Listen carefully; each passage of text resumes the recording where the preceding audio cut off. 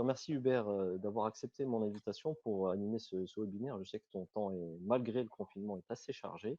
Donc, on va démarrer tout de suite. Ce qu'on a prévu, comme le titre l'indique, c'est une introduction à ce qu'on appelle la finance décentralisée.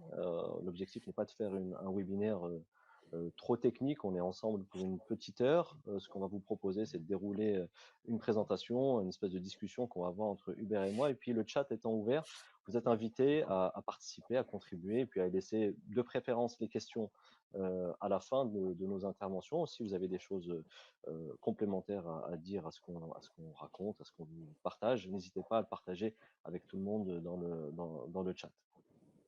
Alors, la finance décentralisée, c'est un sujet qui est pas nouveau. Ça fait une dizaine d'années à peu près qu'on parle d'une nouvelle manière de faire de la finance. Alors, je vais juste repartager mon écran.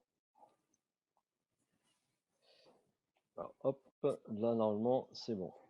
Alors, ce qu'on vous propose, donc, c'est une introduction à la finance décentralisée. Je disais tout à l'heure qu'on ne va pas rentrer dans des détails techniques. L'objectif de ce webinaire n'est pas de parler de développement, n'est pas de parler de code ou vraiment de faire un webinaire hyper technique. C'est plutôt de voir un petit peu où en est le marché et puis surtout d'aborder un peu cet état des lieux également sur le plan juridique et réglementaire, parce que c'est également ça qui finalement va dicter l'avenir de cette finance qui a des atouts très intéressants. D'ailleurs, qu'on va balayer quasiment dans la totalité les atouts de la finance décentralisée, qui nous fait un certain nombre de promesses. Ces promesses sont-elles réellement tenues ou pas? Vont-elles pouvoir se tenir? Alors, avant bien sûr de rentrer dans le détail, on va se présenter. D'abord, la moindre des choses à faire, c'est de se présenter, dire qui nous sommes, ce que nous faisons. Bon, il y a certaines personnes qui nous connaissent chacun dans notre secteur d'activité et qui nous ont vus dans différents webinaires ou conférences. Donc aujourd'hui, on est dans un contexte nouveau, en tout cas en ce qui me concerne. On va d'abord donc se présenter. Après, une fois que les présentations sont faites, on va vous parler donc d'abord qu'est-ce qu'on entend par la DeFi, la finance décentralisée, un petit rappel terminologique, et en quoi la DeFi peut-elle changer le fonctionnement de la finance. Justement, là, on va voir. Est-ce que c'est la fin des banques? Est-ce que l'avenir des banques est remis en cause? Donc, on va essayer de répondre à ces questions-là. Quel impact donc de la finance décentralisée pour les banques?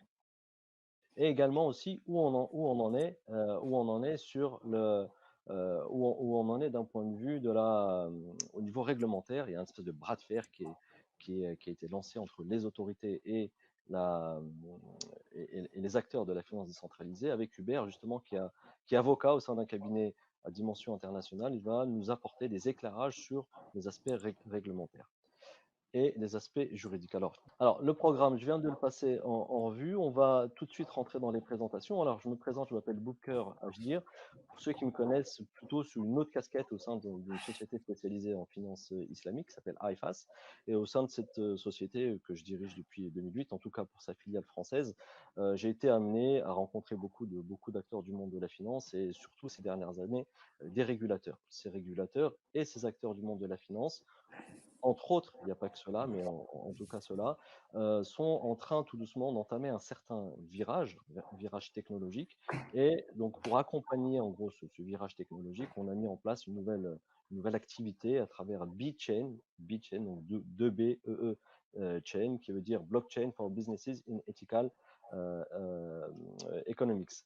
Puis on a aussi au sein de IFAS aussi une activité FinTech à travers une filiale qui est dédié aux banques participatives et qui apporte une solution technologique, pas encore sur la blockchain, mais en tout cas une solution technologique qui permet d'optimiser un certain nombre de process et de fluidifier les relations entre les banques, les fournisseurs et leurs clients. Alors, l'objectif de cette solution qui s'appelle iFin, qui pour l'instant est commercialisée, commence à peine juste dans les pays du Golfe et qui aura vocation à être développé dans d'autres pays très prochainement, enfin dans les mois et années à venir. J'ai le plaisir aujourd'hui de recevoir Maître Hubert de Vauplane. Maître, je vais t'appeler comme ça, Hubert, on se connaît depuis quelques années maintenant, pour le respect de ton métier. Donc les avocats, on les appelle Maître Hubert. Mais bon, je pense que pendant l'heure, je vais continuer de t'appeler Hubert et de te tutoyer. Tu es avocat spécialisé notamment en droit financier et c'est au sein d'un cabinet Kramer-Levin que tu vas pouvoir présenter dans quelques instants. Alors, BitChain, Blockchain for Businesses in Ethical Economics, c'est avant d'être une entité dédiée à la blockchain, c'est d'abord une expérience de 18 ans dans le monde de la finance, dont 15 ans dans celui de la finance participative. Ce qu'on entend par finance participative, en France, c'est une certaine manière de, la finance, de faire de la finance. Dans d'autres pays, c'est ce qu'on appelle la finance islamique, qui est également une finance éthique et participative. Alors, l'objectif en fait de BitChain, hein, je le disais en introduction, c'est d'accompagner un peu le virage technologique de nos clients historiques, les institutions financières, les régulateurs, mais également, on a été amené au fil du temps à structurer un certain nombre de grosses opérations de financement pour des entreprises qui sont en dehors du secteur financier. Donc, on a trois principales activités au sein de BitChain. Une activité de gestion des projets blockchain, qui ne sont pas d'ailleurs exclusivement dans le secteur de la finance. Donc, par contre, on se concentre uniquement dans les secteurs, ce qu'on appelle justement l'économie éthique. Donc, ne nous demandez pas de faire de la blockchain pour le secteur du tabac, par exemple. Ça ne nous intéresse pas, c'est pas ce qu'on cherche. On cherche vraiment à aller sur des projets qui ont un impact intéressant pour l'environnement et pour la société. On s'intéresse également de façon très précise au secteur de la finance décentralisée, qui est une continuité logique de notre activité historique et qui est l'objet de notre webinaire aujourd'hui. Et puis également, on est en train de réfléchir à mettre en place une plateforme de formation sur la blockchain, mais orientée métier, orientée plutôt secteur d'activité. Voilà, je vais m'arrêter là pour la présentation de BitChain. Je vais te passer tout de suite à toi la parole, Hubert, afin que tu puisses présenter un peu plus Kramer-Levin, ce cabinet d'avocats international que tu représentes aujourd'hui, avec lequel j'ai eu le plaisir de collaborer depuis quelques années dans certains projets avec des autorités, notamment pour mettre en place des choses intéressantes sur le monde de la finance participative. Mais je vais te laisser en dire un peu plus sur votre intérêt concernant les fintech et la blockchain. Merci Booker, bonjour à tous. On va juste, je vais juste dire quelques mots pour qu'on aille dans le cœur du sujet. L'essentiel de mon expérience, une expérience de banquier. Et même si je suis bien sûr avocat de formation, j'ai quand même passé l'essentiel de ma carrière dans différentes banques internationales. Et quand j'ai quitté la banque fin 2011, très vite, je me suis intéressé à la finance alternative, parmi lesquelles notamment les crypto-monnaies.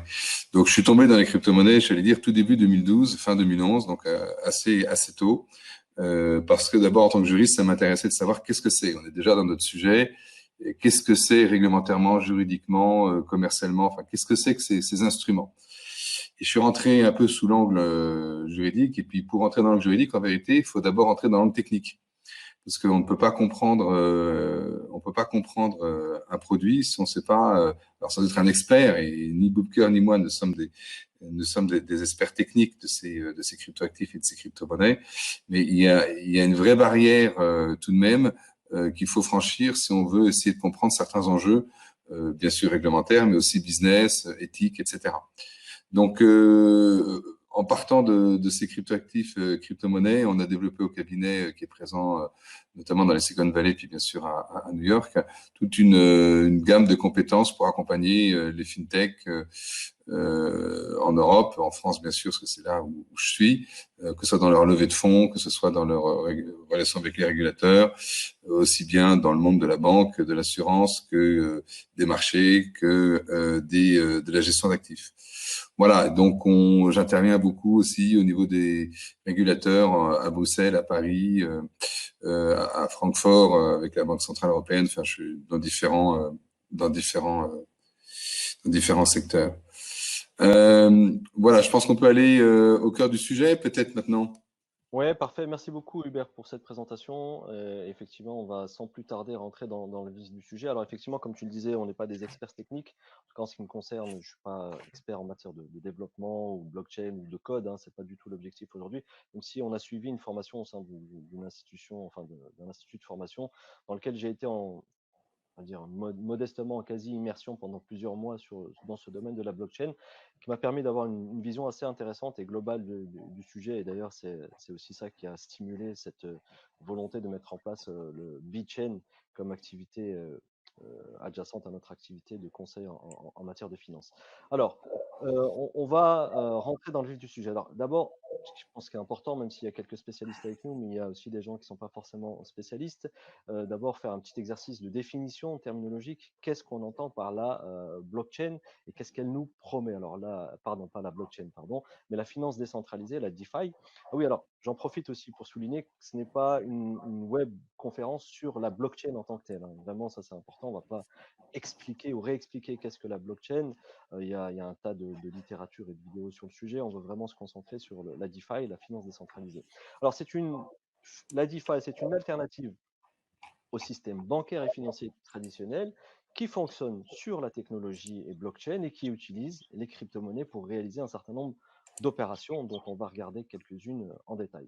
Donc, c'est en s'appuyant sur les crypto-monnaies et les possibilités offertes par les smart contracts que des protocoles mettent en relation des agents économiques de façon transparente et, j'ai mis ici le mot entre parenthèses théoriquement, sécurisé parce qu'on va le voir aussi tout à l'heure qu'il y a quelques couacs en termes de sécurité et c'est d'ailleurs un sujet pour le secteur financier qui est assez important. En matière de marché, bon, on ne parle pas d'un secteur qui représente des milliers de milliards, hein. On est encore très très loin, c'est encore une goutte d'eau dans l'océan de la finance. En février 2020, on avait atteint un pic voilà, un peu plus d'un milliard d'équivalents dollars selon le site DefiPulse. Donc on va le voir d'ailleurs que ce volume s'est un peu réduit ces dernières semaines. Donc je pense normalement lié à la crise sanitaire, mais pas que. Et bon, alors la finance décentralisée va trouver une application dans une multitude de projets différents qu'on va d'ailleurs pas pouvoir, on n'aura pas le temps de tous les aborder aujourd'hui, mais on va se concentrer sur quelques-uns d'entre eux. Mais en tout cas, la plupart des projets sur lesquels on trouve aujourd'hui des applications de la blockchain, donc c'est des projets d'échange d'actifs, de paiement, de prêts, vraiment une activité de prêt qui est très dynamique, de scoring, de crédit, de dérivés. On va aussi se concentrer longtemps sur les stablecoins, sur des produits d'assurance, on n'en parlera pas aujourd'hui, mais en tout cas, ça fait partie du projet. Des indices et des paniers de titres, la tokenisation, ça, on s'attardera dessus longuement tout à l'heure, et puis notamment quelques applications de crypto-banques. Alors, est-ce réellement un écosystème financier sans organe de contrôle? C'est un peu cette question qu'on va challenger au cours de ce webinaire. Alors, petit rappel également historique, là aussi ça va être assez rapide, mais simplement pour rappeler que la DeFi, c'est un secteur, enfin, que la blockchain en tant que telle est un secteur relativement jeune, est une technologie, pardon, relativement jeune. Donc à l'intérieur de cette technologie, la DeFi, elle aussi, voilà, elle a à peine une dizaine d'années d'existence, mais qui a quand même qui commence à avoir une certaine maturité et puis surtout qui a déjà démontré beaucoup de choses. Des crypto-monnaies, on les compte maintenant par milliers. On a des places d'échange, donc les fameuses exchanges décentralisées également. Il y a eu plusieurs gros projets qui ont été, alors pas encore avortés, mais qui sont allés plus ou moins loin, notamment le fameux projet R3, qui est un consortium des grandes banques, des principales banques du monde qui se sont intéressées elles aussi à la blockchain, hein, voyant justement ce qu'elles pouvaient faire et ce qu'elles pouvaient leur poser peut-être comme problématique. La tokenisation, on va en parler beaucoup, les ICO, les STO et encore d'autres formes.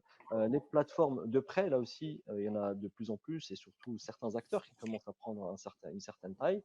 Et en gros, la finance décentralisée pour, pas remplacer, mais en tout cas pour l'instant, à côté des systèmes financiers, à côté du système financier traditionnel, donc notamment pour les prêts, les PME et les transferts de fonds. Et depuis quelque temps, les régulateurs s'en mêlent. Hubert va nous en dire un peu plus. Qu'est-ce qu'il en est d'un point de vue européen? Qu'est-ce qu'il en est d'un point de vue national?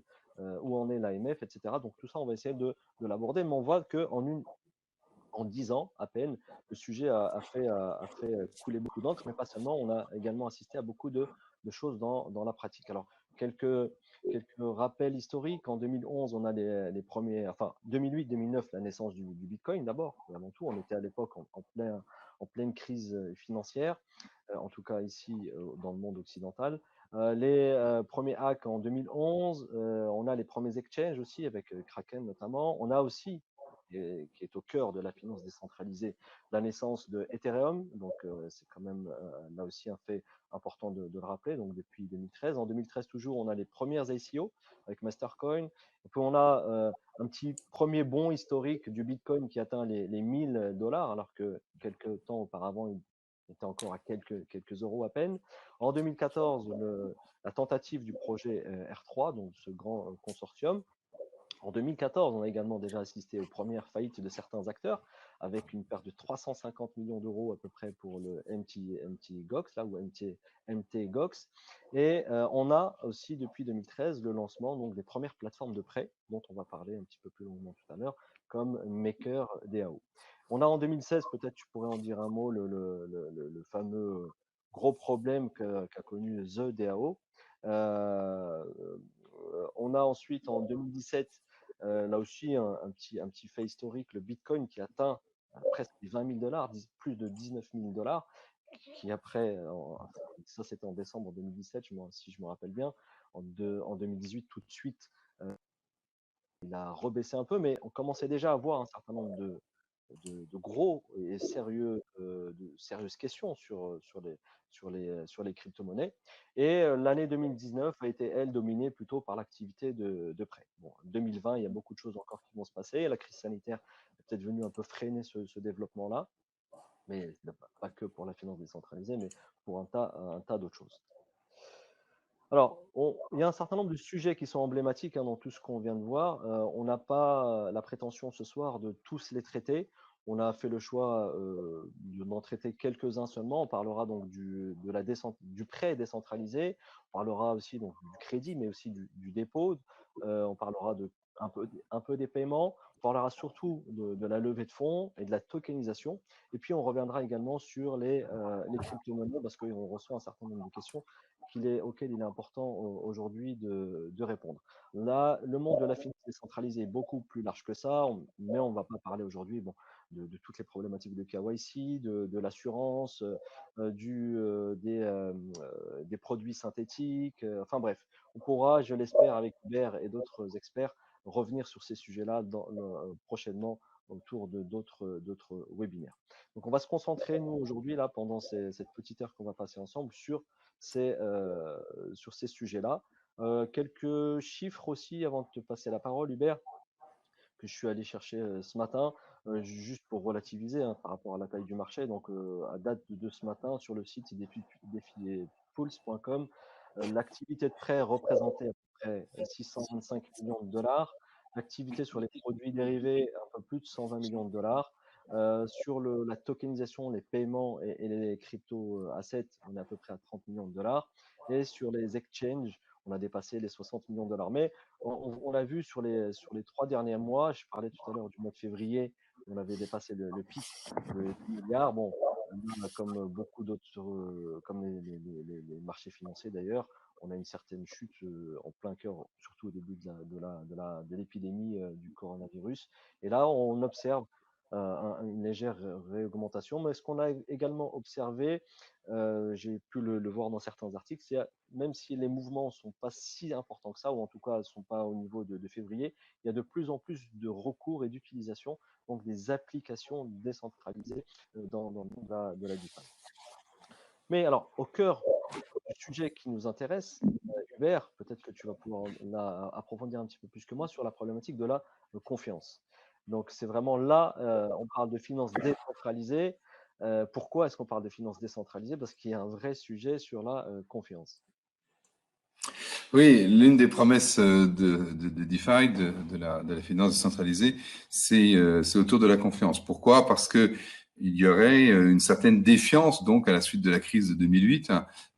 En attendant la nouvelle qui est en cours, il y aurait une certaine défiance, au moins depuis cette époque, autour des institutions financières traditionnelles, proprement dit. D'où le développement des relations peer-to-peer dans différentes activités de finance et bancaire. La confiance, comme disait le général de Gaulle, ça se décrète pas. Hein, ça, finalement, la confiance, c'est quelque chose qui nécessite du temps. Et on est dans des technologies qui sont récentes, qui apportent la confiance via la technologie. C'est ça qui est important. C'est-à-dire que la promesse de la confiance dans la DeFi, c'est la technologie.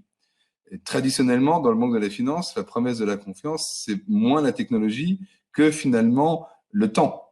J'ai confiance dans ma banque, mon assurance, mon courtier, parce que dans le temps, ils ont été présents, ils ont franchi différentes tempêtes, le coffre-fort est bien gardé, etc. D'ailleurs, banque, crédéré, confiance. Confiance, foi d'ailleurs aussi. Donc, ce qui est assez intéressant, c'est de voir comment cette promesse de la DeFi qui tourne autour de la confiance, qui est de dire il y a une défiance dans la finance traditionnelle. Nous, DeFi, acteurs de la DeFi, on peut apporter une réponse à cette défiance via la technologie pour réinsérer de la confiance. Est-ce que cette promesse, aujourd'hui, est-ce qu'elle répond à cette interrogation qu'on entend? Comme on va le voir, c'est compliqué parce que ça ne se décrète pas et que la technologie, elle peut apporter de la confiance, mais elle peut aussi apporter d'autres problématiques. Et puis à côté de la technologie, comme la confiance ne se décrète pas, il y a toujours quelqu'un qui veille, il s'appelle le régulateur. Et le régulateur, lui, la confiance, c'est pas tellement l'intérêt principal qu'il a, c'est est-ce que j'ai en face de moi des personnes qui ne sont pas des fraudeurs. Donc voilà, la promesse, elle est technologique. Est-ce que cette promesse y est répondue positivement? C'est ce qu'on va voir aujourd'hui. Parfait, merci effectivement. Donc, on va tout de suite s'attaquer au secteur bancaire, justement, avant de rentrer, de parler d'autre chose, parce que c'est là que la principale promesse se présente. Est-ce que les services financiers décentralisés, est-ce que la DeFi, est-ce que la finance décentralisée, ou l'open finance aussi, on l'appelle aussi comme ça de temps en temps, est-ce elle a vocation à remplacer les banques qui, elles, aujourd'hui, proposent, on va dire, on a fait le choix ici de retenir trois principaux services, hein, le crédit, le dépôt et le paiement et le transfert de fonds. Alors, on va s'arrêter quelques instants sur ce que propose la DeFi en matière de crédit, ce qui est l'activité la plus importante au jour d'aujourd'hui en termes de chiffres aussi sur la DeFi. En gros, la DeFi nous dit aujourd'hui, il y a une certaine population ou certaines personnes qui n'ont pas accès au crédit, qui n'ont pas accès aux services financiers traditionnels. Et donc la DeFi vient leur dire, avec moi, il n'y a pas de problème. Vous pouvez emprunter quand vous voulez, ce que vous voulez. Il n'y a pas de frais de dossier, il n'y a pas de scoring, il n'y a pas une note qu'on va mettre sur votre tête. Et donc c'est un peu là la promesse qui est proposée. Donc pouvoir emprunter avec une certaine facilité, comme on dit en quelques clics. Donc la cible initiale, c'était ça, c'était plutôt initialement donc les personnes qui n'ont pas accès aux services financiers traditionnels. Or, il se trouve que dans la pratique, déjà, pour pouvoir emprunter, il faut de la crypto et de la crypto-monnaie. Et aujourd'hui, tout le monde n'a pas de la crypto-monnaie. Je veux dire, c'est pas accessible, même si sur le papier ça l'est, mais tout le monde n'a pas un portefeuille de crypto-monnaie sur son ordinateur ou sur son téléphone. Donc, dans la réalité, cette cible initiale n'est pas forcément celle qui a été tout de suite, en tout cas, qui a intéressé tout de suite, qui a été attirée par la DeFi. Et on retrouve plutôt des experts. Et ces experts qui ont un certain comportement sur les marchés, donc qui finalement ne viennent pas, on va dire, essentiellement pour le crédit en tant que tel, mais ils viennent pour le crédit en tant qu'instrument financier pour pouvoir spéculer sur ce produit-là comme on pourrait spéculer sur un autre type de produit. On a même d'ailleurs des fonds spéculatifs tels que des hedge funds qui sont actifs sur la DeFi. En termes d'emprunt, on a quelques personnes qui viennent à la DeFi pour répondre à des besoins plutôt de cash à court terme. Donc, voilà un peu la promesse. On ne va pas vous prêter sans condition. Alors, on vous dit, on te prête à condition que tu aies un collatéral, donc une garantie, présente entre 100 et 100% du montant que tu veux emprunter. Le collatéral qui est apporté comment dirais-je, Garantie. voilà, en garantie, mais en crypto. Voilà un peu la promesse qui est faite. Alors, les principaux acteurs, je l'ai cité tout à l'heure, il y a MakerDAO qui est très actif, qui a un certain volume. Il y a aussi Compound, il y a Dharma, voilà, juste pour ceux qui s'intéressent, ils peuvent aller visiter leur site et en savoir un peu plus sur leurs activités. Mais voilà, on peut déjà citer cela. Et alors, plus récemment également, j'ai été amené à discuter avec un de ces acteurs qui est une initiative nouvelle. C'est une entité, une fondation allemande qui est en train de mettre en place, un réseau de confiance en fait entre les individus dans lequel on va pouvoir faire même du prêt qui n'est pas monétaire. On peut se prêter de la marchandise, on peut se prêter des biens, mais dès l'instant que, en fait, Uber, je te fais confiance, donc tu vas faire partie de mon réseau. Dans ce réseau, je dis que je vais pouvoir dépenser 100. Ok, donc si toi tu as besoin de 20, bah, je pourrais te prêter 20. Et toi-même, tu as dans ton réseau une autre personne en qui tu as confiance. Et grâce à la blockchain, on va pouvoir créer comme ça un réseau international, mondial de confiance. Et demain, si quelqu'un dans ton réseau que je ne connais pas me sollicite, bah, grâce à la technologie, je vais pouvoir savoir si c'est une personne de confiance ou pas, parce que quelque part dans la chaîne, il y a quelqu'un qui le connaît. Donc voilà, c'est aussi juste pour souligner ici qu'il y a d'autres initiatives qui sont en train de se mettre en place, qui sont également intéressantes, dont l'évolution est intéressante à suivre. D'ailleurs, on peut même mettre en place sur ces plateformes-là du prêt non rémunéré. On est là un peu aux antipodes du prêt complètement rémunéré sur lequel aujourd'hui il y a beaucoup d'appétence en matière de DeFi. Donc maintenant, d'un point de vue purement juridique, Hubert, qu'est-ce que ça vaut tout ce qu'on est en train de dire? Toi, avec ton regard d'avocat, de juriste, mais peut-être aussi avec ton regard de régulateur, quel est le point de vue sur le crédit pardon, décentralisé?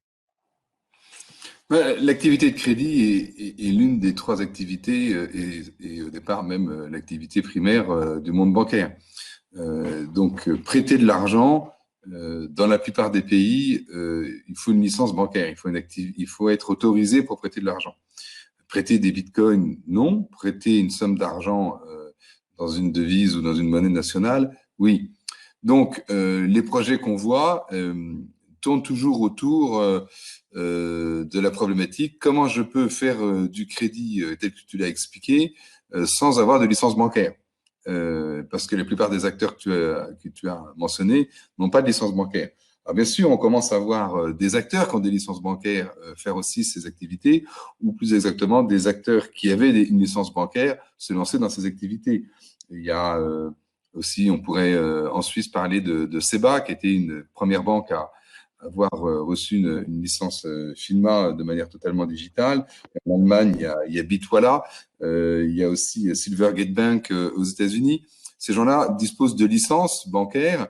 Alors, il faut toujours faire attention quand on voit, moi, quand je vais sur les sites de ces entreprises, je regarde le produit et je vais à la fin voir mention légale. Bah oui, je suis avocat, donc je vais voir mention légale et je vais voir quel est leur statut.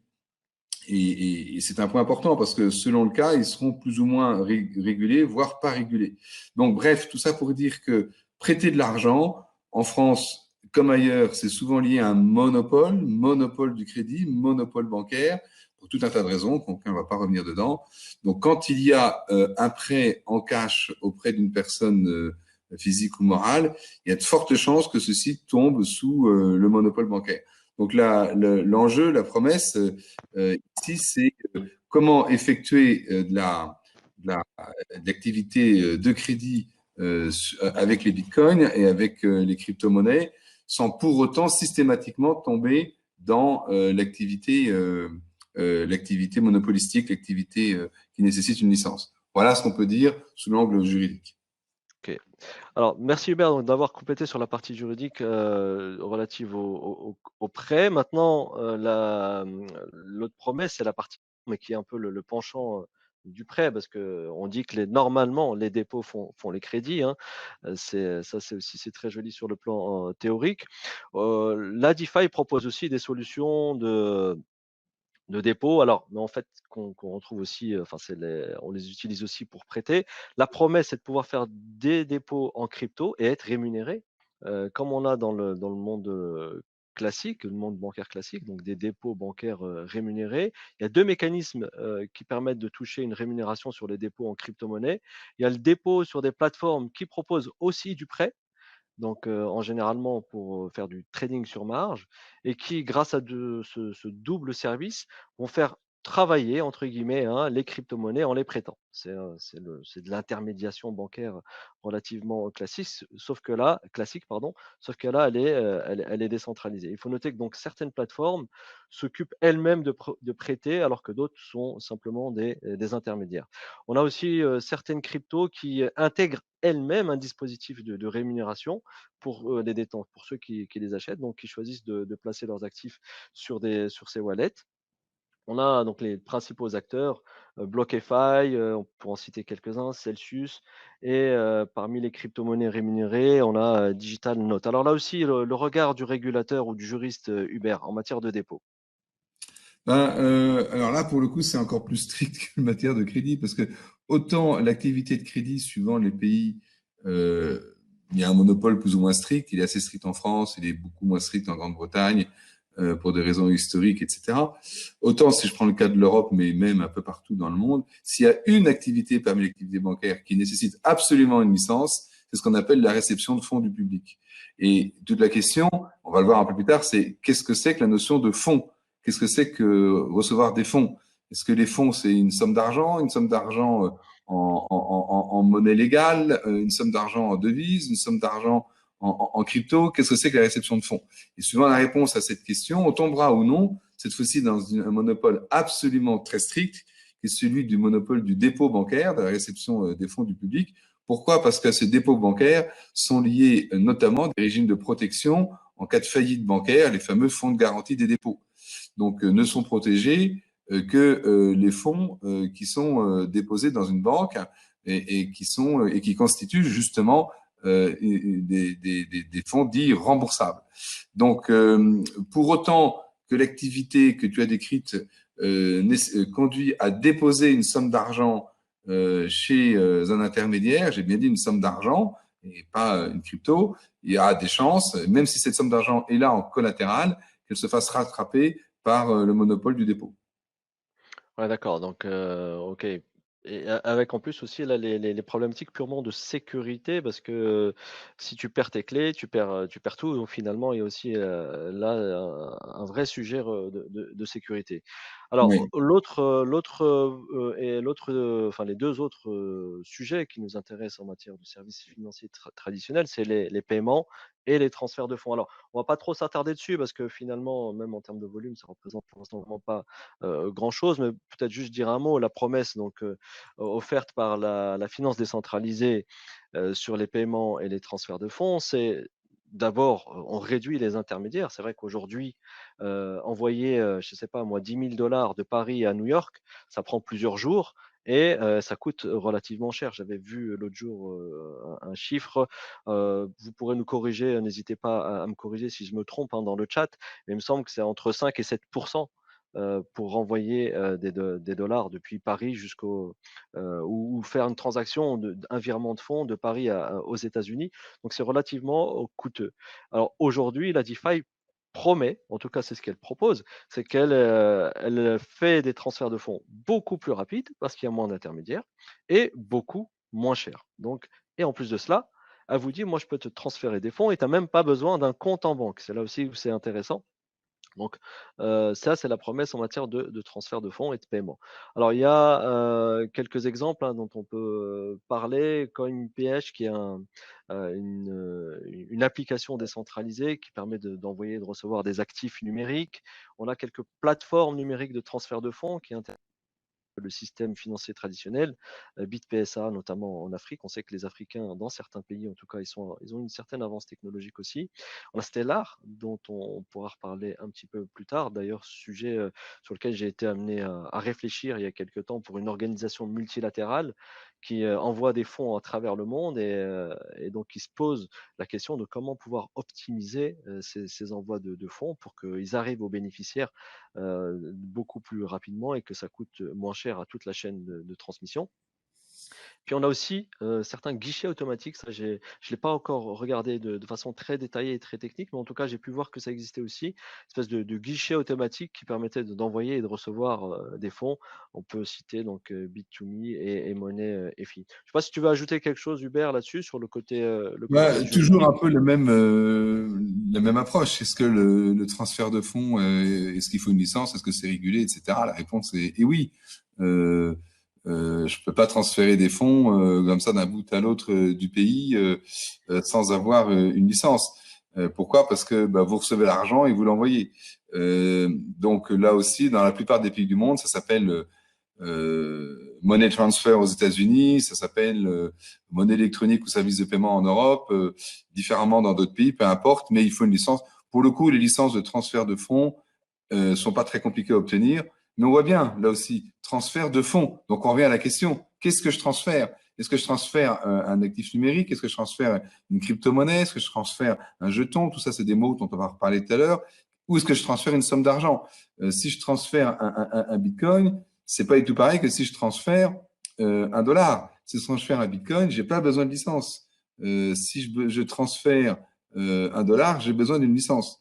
Donc, l'importance des mots et de savoir qu'est-ce qu'il y a derrière les mots au niveau de la réglementation et qu'est-ce que chacun de ces acteurs propose de faire par rapport à la réglementation. Et ici, en matière de transfert de fonds, comme en matière de dépôt et de crédit, la plupart essayent d'éviter une licence bancaire ou équivalente.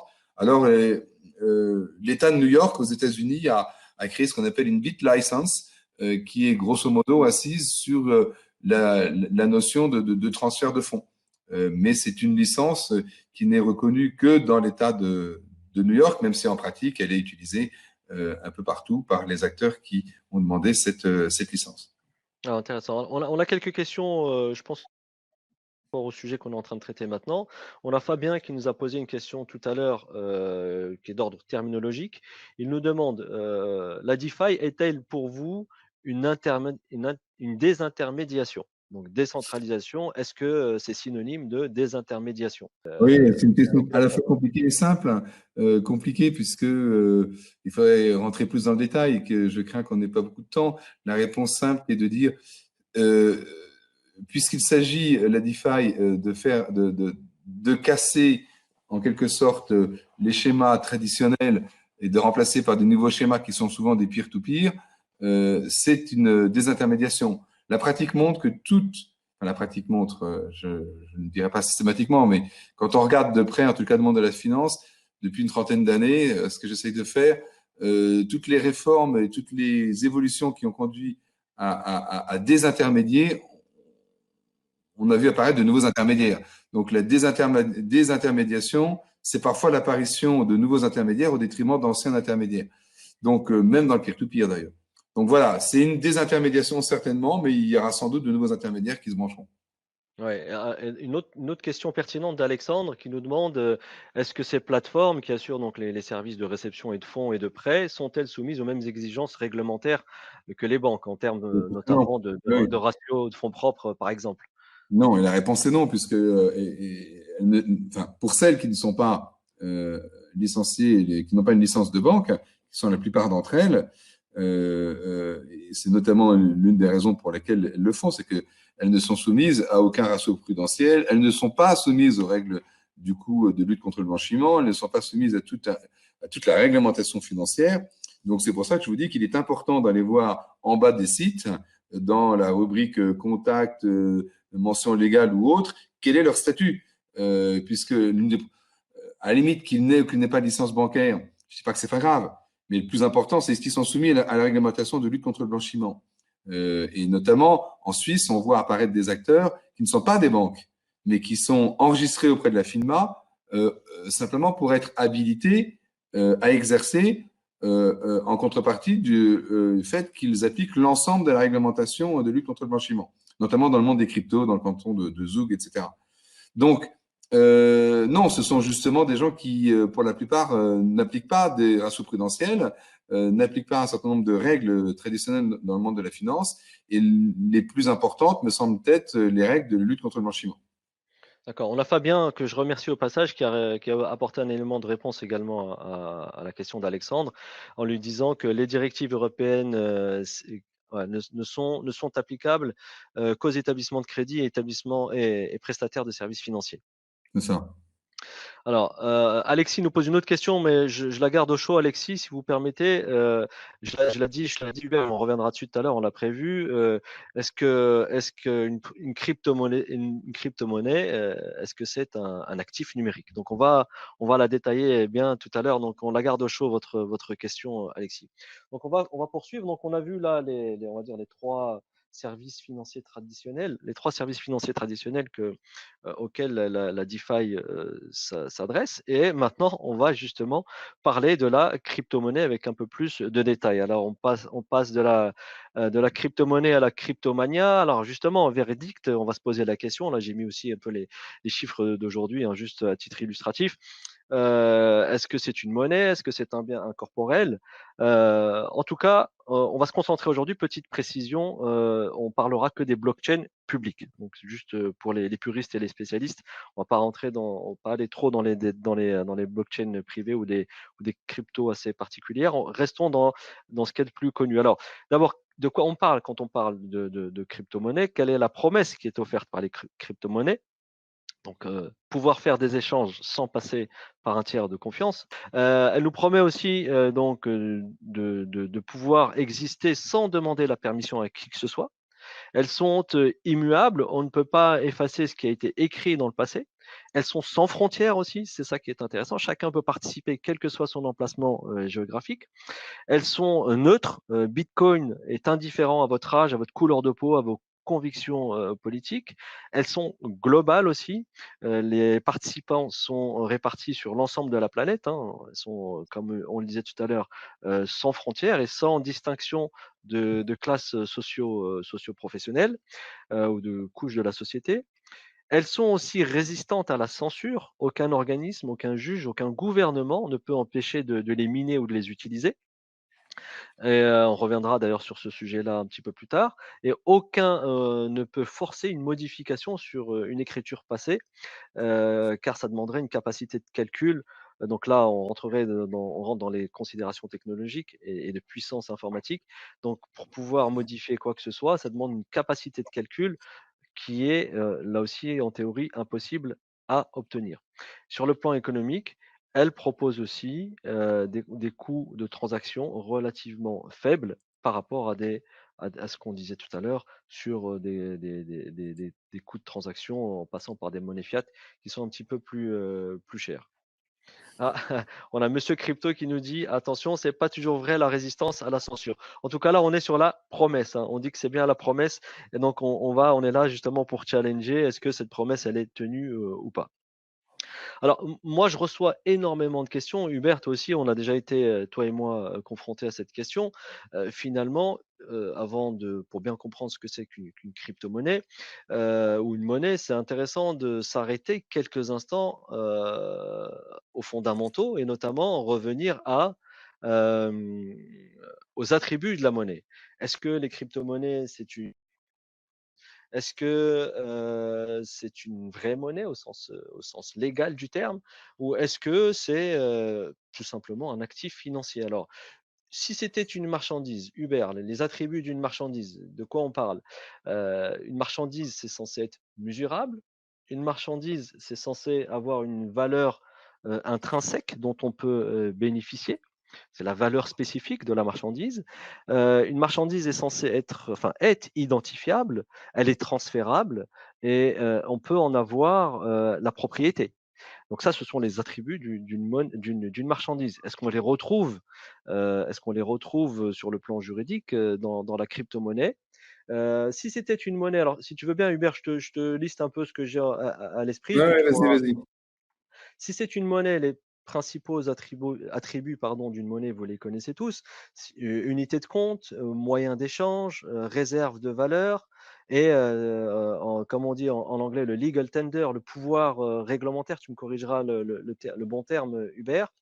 Et si c'est un actif financier, bon, là aussi, est-ce que c'est du cash? Est-ce que c'est de l'equity? Quel est le droit contractuel auquel j'ai derrière? Est-ce qu'il est identifiable? Est-ce qu'il est transférable? Est-ce qu'il peut être détenu? Enfin bref, voilà un certain nombre d'attributs qu'on va retrouver dans chacun de ces briques-là. Et finalement, Hubert, en tant que juriste, en tant qu'avocat, dans quelle case je peux mettre la crypto-monnaie? Alors, on pourra faire une thèse, je serai rapide. On a déjà mis dans le slide un slash qui est important pour moi, qui est crypto-monnaie slash crypto-actif. Et on va en parler un peu plus tard. Mais quand on rentre pour essayer de savoir à quoi correspond chacun de ces termes, déjà, le mot crypto-monnaie, l'expression crypto-monnaie est limitative par rapport aux fonctionnalités. Dans le mot crypto-monnaie, il y a crypto, il y a surtout monnaie. Dans le mot crypto-actif, il y a le mot actif. Donc, on voit bien qu'il y a grosso modo deux mondes. Il y a le monde du transfert d'argent, il y a le monde du paiement, il y a le monde de la monnaie. Et ensuite, il y a le monde des actifs financiers ou non financiers. Donc, une monnaie, dans la définition juridique comme dans la définition économique, elle a un pouvoir libératoire. Donc, chez nous, en France, on a un article 111-1 du Code monétaire et financier qui nous dit que la monnaie de la République française, c'est l'euro. Voilà. Donc, c'est l'euro, c'est pas le bitcoin, c'est pas l'Ether, c'est pas tous ces trucs-là et c'est pas le dollar. Donc, ce qui fait qu'une monnaie est reconnue comme une monnaie, c'est qu'elle est définie dans un pays donné comme étant la monnaie qui permet de payer avec ce qu'on appelle un pouvoir libératoire, c'est-à-dire que la dette du débiteur, elle est effacée par le paiement avec cette monnaie nationale. Rien n'empêche, pour autant, si j'ai une dette envers toi, Booker, n'importe quoi, je te dois de l'argent, tu me demandes que je te rembourse, je peux te rembourser, bien sûr en euros, si tu m'as prêté 100 euros, je te rends les 100 euros avec ou sans intérêt, mais rien n'empêche entre nous de dire que je te donne la contre-valeur de 100 euros avec des coquillages, ou que je te les vends, ou que je te les rembourse en or, ou que je te les rembourse en bitcoin. C'est une convention que nous avons passée entre nous. Donc souvent la question est de savoir est-ce que payer en bitcoin ou en crypto-monnaie est légal? La réponse en Europe, en France, c'est ce n'est pas illégal, c'est une question de convention entre les parties. C'est donc en soi légal dans le sens que c'est possible de prévoir dans le contrat. Il y a des pays comme le Maroc, par exemple, ce n'est pas possible. Hein. Par contre, en France, tu peux payer, ça s'appelle une clause monétaire, hein, en balles de coton, en or, en coquillage. C'est une convention entre les parties. Mais ce qui est sûr, c'est que les crypto-monnaies, au sens Bitcoin, Ether et autres, ne sont pas des monnaies au sens juridique du mot. Alors, si ce n'est pas des monnaies, est-ce que ce sont des marchandises? Généralement, on a mis la théorie des cercles, mais en vérité, ça s'exclut. C'est-à-dire, si ce n'est pas de la monnaie, ça peut être un instrument financier ou de la marchandise. Mais généralement, si ce n'est pas de la monnaie, c'est plutôt de la marchandise. Et une marchandise, bizarrement, tu as donné les attributs, mais il n'y a pas de définition juridique de la marchandise. Une marchandise, au sens juridique, c'est ce qui se vend et ce qui s'achète. D'accord? Donc, une crypto-monnaie comme un bitcoin, si ce n'est pas de la monnaie, tombera généralement dans une définition fourre-tout qui est celle de marchandise, qui justement n'est pas définie. Donc, ça sera de la marchandise dans le sens que c'est comme tout bien, je peux l'acheter et le vendre. Il est mesurable, peut-être oui, peut-être non, etc. Mais en tous les cas, alors après, les juristes diront, ben, il est corporel, il est incorporel, machin, etc. Peu importe. Si ce n'est pas de la monnaie, c'est soit de la marchandise, soit un instrument financier. Alors là, on tombe dans la troisième catégorie, c'est est-ce que les crypto-monnaies et les crypto-actifs sont des instruments financiers? Donc, il est clair que le Bitcoin et tous les crypto-monnaies, le mot est important ici, c'est-à-dire qui servent à avoir une fonction de paiement, ne sont pas des instruments financiers ou des actifs financiers, ce n'est pas de la monnaie légale, donc c'est de la marchandise.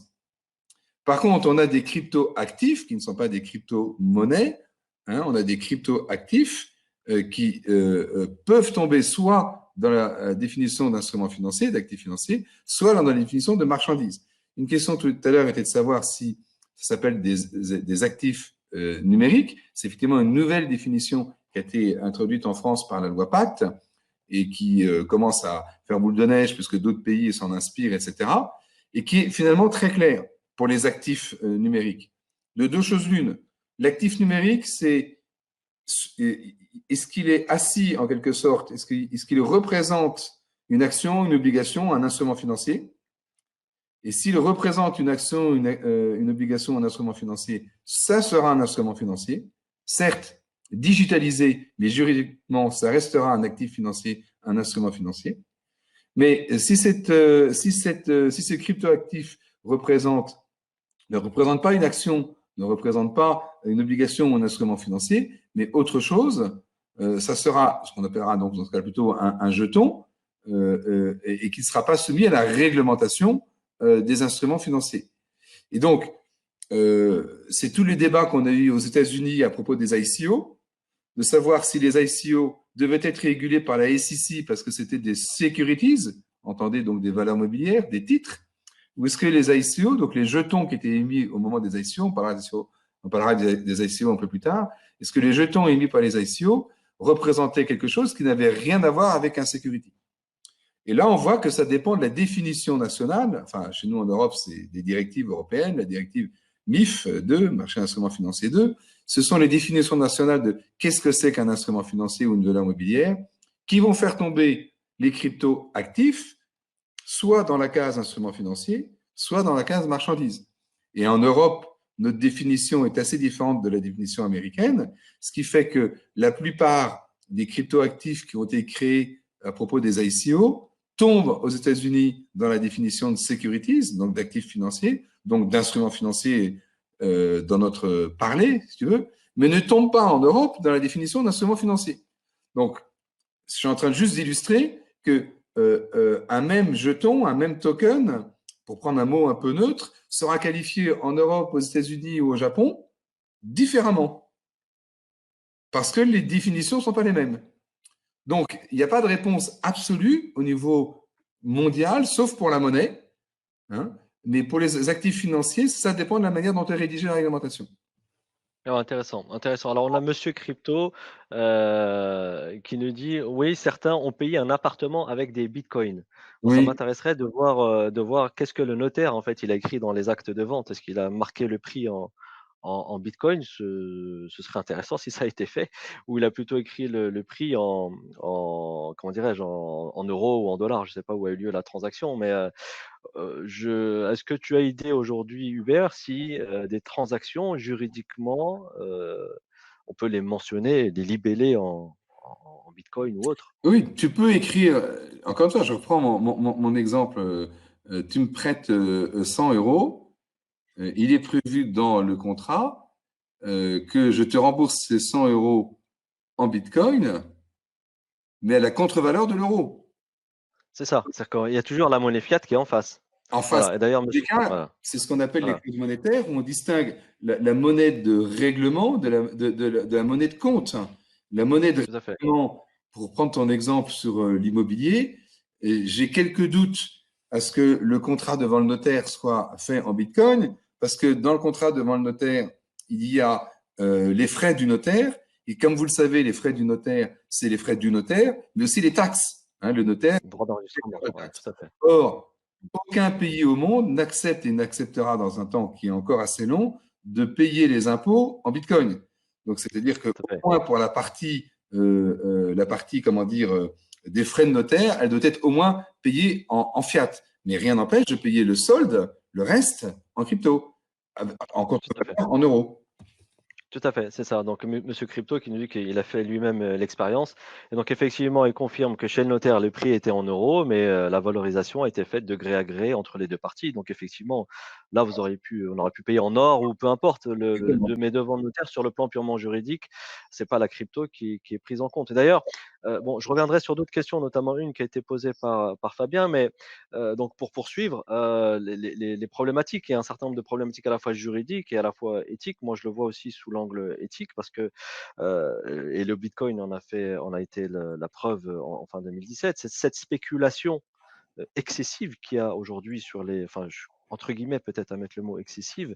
Est-ce qu'on n'est pas c'est une question que je pose, hein, est-ce qu'on n'est pas en train de répliquer, ce qui se fait dans le monde de la finance traditionnelle, ce monde, contre lequel, en quelque sorte, on s'est rebellé en 2008 pour dire: on veut pas de produits dérivés qui poussent, la finance à sa dérive», pour utiliser ce jeu de mots-là. Mais est-ce qu'on n'est pas en train de reproduire la même chose aujourd'hui avec les cryptos? Donc cette spéculation excessive qui permet même pas de fixer un prix, en l'espace d'une heure ou 2 heures. Des problématiques de gouvernance et aussi des problématiques de fraude, hein, on en a cité quelques-uns et donc cette l'absence d'un cadre réglementaire, tu le disais tout à l'heure, bon, pour l'instant, c'est encore en cours de réflexion. On parlera d'ailleurs dans quelques instants des alors c'est pas des crypto-monnaies, des banques centrales, mais c'est une forme de monnaie, digitale. Et puis il y a une grosse question encore aujourd'hui sur la fiscalité. Il y a des grandes entreprises, qui acceptent le paiement en bitcoin, par exemple Microsoft, Dell, il y a même, des organisations à but non lucratif comme le Croissant Rouge américain il y a même des petits cafés du coin qui prennent le bitcoin. Moi demain, si je vois une prestation, je mets quoi sur ma facture Uber? Je mets bitcoin ou, comment je calcule ma TVA? Ouais. La même chose. Enfin, ta TVA, tu vas la reverser au trésor, tu vas la reverser au trésor en euros, pas en bitcoin. Donc, si tu libelles ta facture uniquement en bitcoin, c'est-à-dire qu'il va falloir que tu trouves du cash ailleurs, de la monnaie fiat ailleurs. C'est ça. Donc dans mon bilan, j'ai des bitcoins, mais à la fin de l'année, quand je valorise ma société, j'ai toujours la contre-valeur en face. Exactement. Alors, l'une des réponses à ces problématiques de la crypto-monnaie, c'est justement le stablecoin. En tout cas, c'est comme ça qu'il se propose, stable, monnaie stable, face à celle qui n'est pas stable, justement, le Bitcoin ou d'autres. Alors, le stablecoin, qu'est-ce qu'il nous promet, le stablecoin? Il nous dit, c'est une crypto-monnaie, une forme de crypto-monnaie, enfin, c'est une crypto-monnaie hybride. D'un côté, elle est basée, bien sûr, sur la blockchain, et de l'autre côté, elle est backée par des monnaies fiat ou d'autres biens.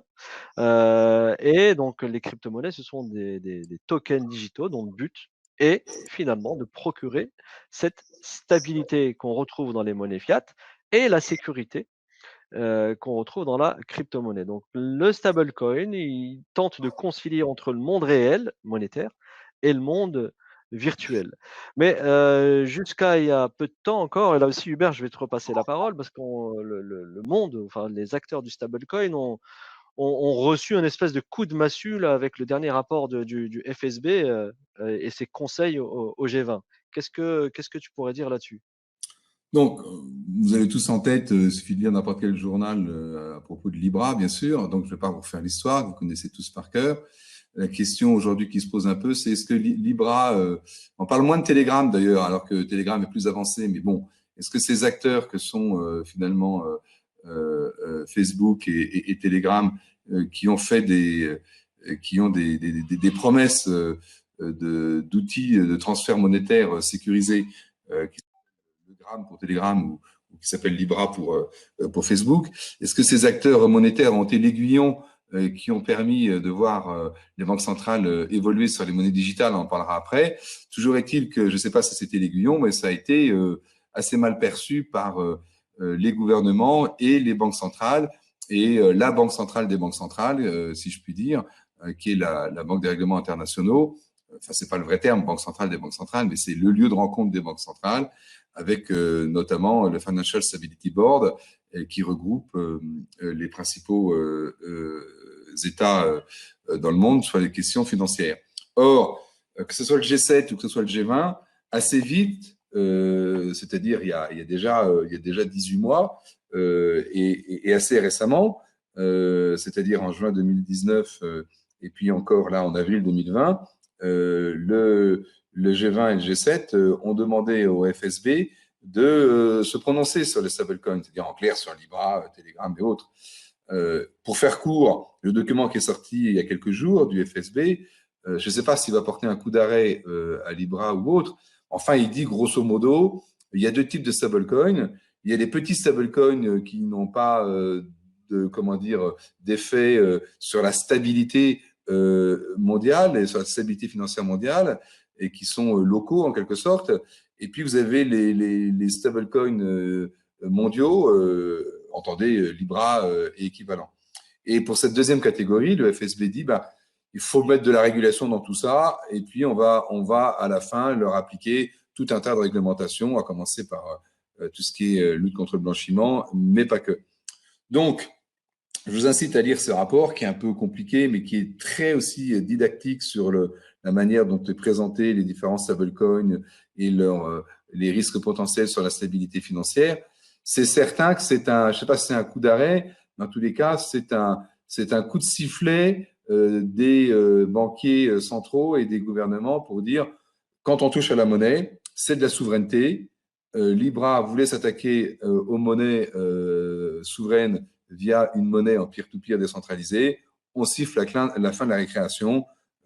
Maintenant, il faudra que ces global stablecoins, pour reprendre cette expression, respectent un certain nombre d'éléments. Alors, Libra, vous savez, a changé son braquet, son fusil d'épaule. On ne va pas en parler aujourd'hui. Mais ce qui est intéressant, c'est que c'est le FSB qui a émis ça au nom du G20, dont, en ce donc compris la Chine. Et donc, ce qui est intéressant, c'est-à-dire que les acteurs chinois qui pensent aussi à créer des global stablecoins sont soumis eux aussi à ce même papier du FSB, hein, et aux mêmes comment dire, directives posées par le G20. Donc, G20, G7, ils missionnent en quelque sorte les experts du FSB, qui sont des experts des banquiers centraux, pour faire un document. Ce document, il y en a eu plusieurs versions. La dernière version, c'est celui du mois d'avril 2020, qui grosso modo nous dit les global stablecoins, on va vous les réguler maintenant, vite fait, bien fait. D'accord. Ouais, donc il y a une question qui vient d'arriver qui est intéressante. Je vais la reprendre, mais en gros, soit les acteurs type MakerDAO et autres se mettent dans les rangs et discutent davantage avec les régulateurs et se préparent à peut-être pas des restrictions, mais peut-être à muscler peut-être un certain nombre de choses et un peu plus de sécurité juridique dans leurs transactions. Soit, comme tu disais, c'est la fin de la récréation, quoi. Ceux qui ont des portefeuilles de stablecoins, si demain les États adoptent telle ou telle stratégie réglementaire qu'ils l'imposent aux acteurs. Donc, du coup, soit l'acteur en question ne pourra plus proposer ses produits dans le marché dans lequel cette réglementation s'applique, c'est ça? Ouais. Soit il va mettre la clé, finalement, la clé sous la porte et bye bye les actifs qu'il détient. Exactement, d'où le choix. Alors c'est peut-être un peu trop manichéen, j'aime jamais les choix manichéens parce que la vie, elle n'est pas blanche ou noire, elle est souvent grise. Mais puisqu'on a peu de temps, et si on restait un peu manichéen, c'est un peu ce que tu as dit que je dirais de manière un petit peu différente. C'est-à-dire ceux qui voudront être en dehors de la réglementation, qui est d'ailleurs tout le projet libertaire à l'origine du Bitcoin, hein, le Tout à projet fait, c'est ça. Bitcoin à l'origine, c'est justement très libertarien. Donc, ces gens-là se diront, puisqu'on veut pas de nous, ben, on veut définitivement pas de nous, on sort du monde de la finance, venez pas nous embêter, de toute façon, on est deux mondes parallèles, et donc on se parle plus. Mais ces gens-là ne devront pas recevoir de dépôt du public, ne devront pas faire des crédits en cash, ne devront pas faire tout un type d'activité qui nécessite une réglementation. Et même ceux qui voudraient être ce qu'on appelle crypto-crypto, eh ben, pas de chance, puisque le GAFI, donc l'instance internationale qui met en place les normes sur la lutte contre le blanchiment, GAFI en français, FATF en anglais, le GAFI a changé ses règles là aussi l'année dernière en disant, au fait, j'ai oublié de vous dire, mais toutes les règles de blanchiment, non seulement elles s'appliquent aux acteurs traditionnels, mais aux acteurs crypto-crypto. Et donc, même les purs acteurs crypto-crypto qui disent, moi, je veux rien avoir à faire avec le monde traditionnel, ils se font rattraper par le GAFI. Et le GAFI, derrière, c'est transposé dans tous les États membres, c'est-à-dire dans tous les États qui existent à travers le monde. Et voilà. Donc, il va être difficile, même pour ceux qui veulent être très libertariens, de sortir de la réglementation, au moins sur la partie lutte contre le blanchiment. Et les autres, eh bien, on voit c'est ce que font les Suisses, par exemple. Dans une moindre mesure, c'est ce qu'essaie de faire la France en matière d'actifs numériques avec la loi Pacte. C'est dire, je vous construis une régulation sur mesure. Je vous construis une régulation sur mesure qui est un Canada Dry de la réglementation financière, mais qui vous est adaptée. Et c'est sans doute vers là qu'on se dirige, c'est-à-dire on s'aperçoit que les licences bancaires, les licences de broker-dealer ou tout ce qu'on veut ne fonctionnent pas ou pas suffisamment bien pour le monde des cryptos, et donc on va leur faire des licences particulières. Et D'accord. moi, c'est vraiment ma vision. C'est là où on va. D'accord. Alors, j'ai deux questions. Youssef qui pose une question sur laquelle je reviens juste après celle d'Alexandre, parce qu'Alexandre pose une question directement en lien avec le rapport. Il demande, est-ce que ce rapport remet-il en cause la promesse de scalabilité des stablecoins? Ces monnaies gardent-elles un réel intérêt si leur passage à l'échelle finalement devient impossible ou trop cher? En fait, dans l'analyse que j'ai faite de ce document, et d'ailleurs on voit que ce sort du FSB, parce que ce sont les mêmes qui ont sorti la réglementation prudentielle pour les banques au niveau mondial, ils font la différence, donc je reviens sur les stablecoins et les global stablecoins. Donc toute la question est de savoir si vous restez un stablecoin, vous êtes en dessous des radars, c'est bon, donc c'est scalable en quelque sorte. Et ça commence à devenir dangereux le jour où vous êtes un global stablecoin. Donc, et ici, on retrouve la même définition que pour les institutions financières. On a les institutions systémiques et les institutions qui sont globalement systémiques. Les CFIs, hein, les Global CFIs, comme on dit dans le monde bancaire prudentiel. Les Global CFIs et sont soumis à des règles prudentielles encore plus strictes que les institutions bancaires purement nationales. C'est la même approche qu'a adopté le FSB pour les stablecoins. Si vous jouez dans la cour des petits, grosso modo, ça va. Si vous jouez dans la cour des grands, c'est-à-dire dans la cour mondiale, là, je vous rattrape. Ah, d'accord, effectivement. Ouais. Et là, j'ai une autre question de Youssef qui est en lien avec un sujet qu'on traitait tout à l'heure. Bon, il dit Bitcoin n'existe pas sans le réseau, sans l'infrastructure. En gros, si la technologie, l'infrastructure disparaît, il n'y a plus rien. Donc, il pose la question quelle valeur d'une transaction si le réseau mondial reste inactif durant des mois?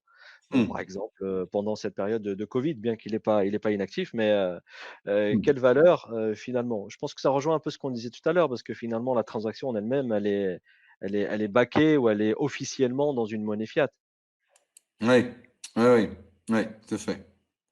Ah, Alors, donc, est-ce que maintenant la réponse des banques centrales, c'est ces fameuses CBDC, là, CBDC.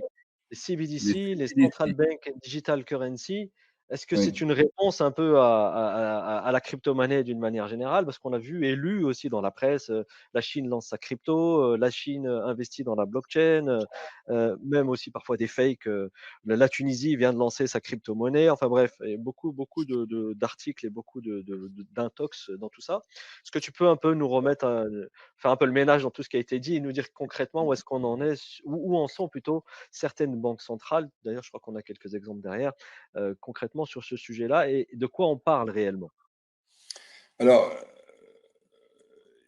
il ne faut pas confondre justement les monnaies digitales des banques centrales avec les crypto-monnaies style Bitcoin. Euh, les crypto-monnaies style Bitcoin, l'une de leurs caractéristiques, mais ce n'est pas la seule, bien sûr, c'est le côté décentralisé, et puis c'est le côté cryptographique pour la sécurité. Or, les monnaies digitales des banques centrales, la plupart des projets, puisque aujourd'hui, une étude toujours de la Banque des règlements internationaux qui date de février 2020 montre que les trois quarts des banques centrales dans le monde réfléchissent ou sont en train de mettre en œuvre des projets autour de monnaies digitales. Donc, ces monnaies digitales des banques centrales, elles ne sont pas crypto généralement, mais elles ne sont surtout pas décentralisées. Donc, elles ne sont surtout pas décentralisées. En fait, c'est quoi une monnaie digitale d'une banque centrale? Et dans le slide, vous voyez qu'on distingue les monnaies de gros pour les monnaies de détail, mais à la fin, ça reste le même principe. Ce n'est pas autre chose que du cash digitalisé. C'est-à-dire, c'est pas de. Vous savez que dans la monnaie, on distingue la monnaie fiduciaire de la monnaie scripturale. La monnaie fiduciaire, c'est les billets de banque et les pièces de monnaie. La monnaie scripturale, c'est la monnaie des écritures en compte. Et donc vous savez que l'essentiel de la monnaie, elle est scripturale puisque ce sont les banques qui créent de la monnaie avec le crédit. Donc, quand on parle de monnaie digitale de banque centrale, c'est certainement pas la monnaie scripturale. C'est en vérité la monnaie fiduciaire, mais qui, au lieu d'être représentée physiquement par un billet de banque ou par, une pièce de monnaie, est une unité digitale, mais qui est bien émise par la Banque centrale.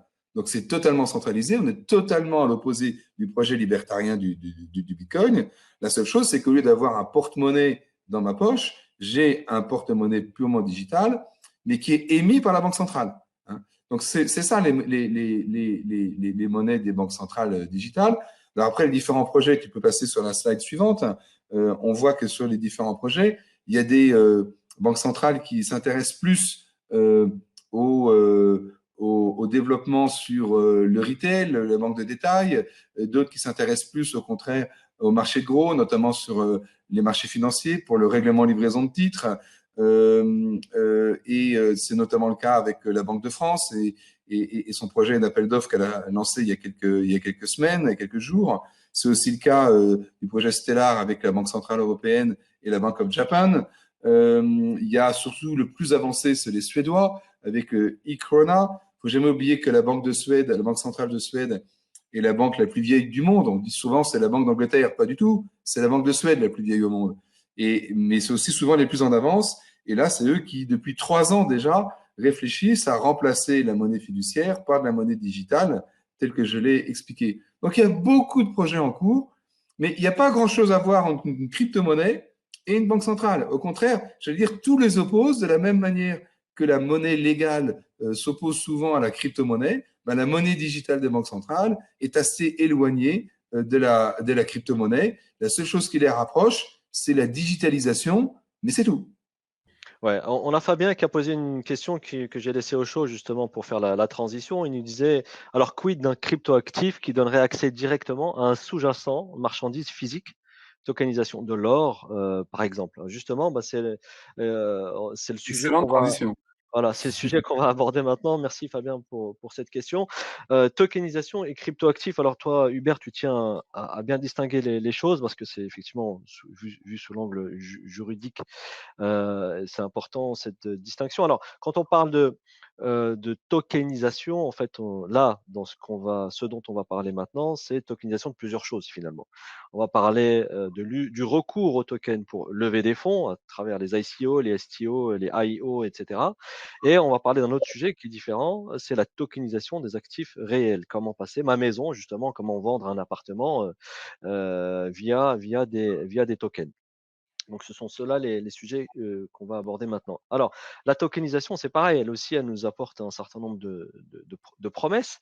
L'utilisation de la technologie de la blockchain, qu'est-ce qu'elle va permettre elle va permettre de représenter sous forme donc, de tokens ou de jetons, comme tu disais tout à l'heure, n'importe quel actif afin de l'échanger de pair à pair. Ces éléments peuvent aussi bien être des actifs réels, immobiliers, meubles, et cetera. On parlait tout à l'heure de marchandises, de matières premières, que des actifs immatériels, donc des titres financiers par exemple, ou des droits.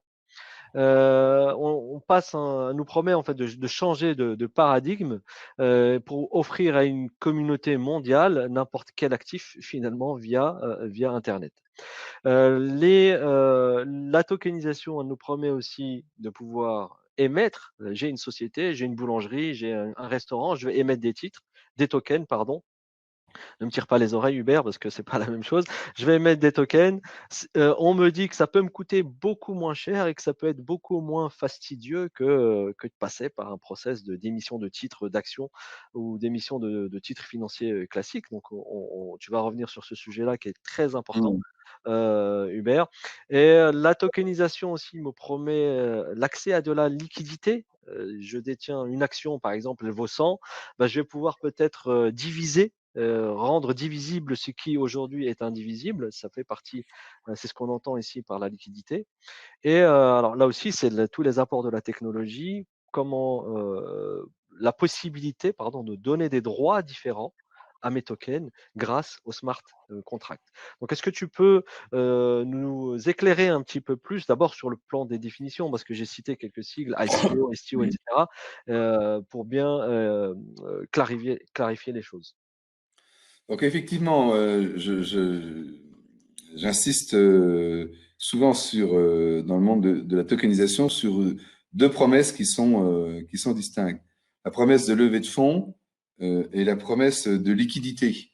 La promesse de levée de fonds, c'est les ICO, je vais en parler, et la promesse de liquidité, c'est comment faciliter les échanges d'actifs qui sont peu ou pas liquides. Donc, la promesse de levée de fonds, euh, ça a été l'ICO Mania avec, comme la plupart comme pas la plupart, mais là, dans la courbe de hype que les gens connaissent, ben, on a eu la pente descendante, mais on n'a pas eu la pente remontante. Hein, c'est-à-dire que les ICO, avec le recul, on estime à 80-85% des ICO qui étaient pas très nettes pour ne pas dire toutes des fraudes, dans tous les 80% dont je parlais, mais en tout cas qui n'étaient pas très nets. Et d'ailleurs, le montant moyen des ICO, c'était 12 millions de dollars. Et bien sûr, là-dedans, c'était très hétérogène. Vous avez des levées de plusieurs centaines de millions de dollars pour certaines, parfois même 1 milliard de dollars. Mais en règle générale, étaient assez petites, et ces petites levées de fonds étaient souvent les plus problématiques.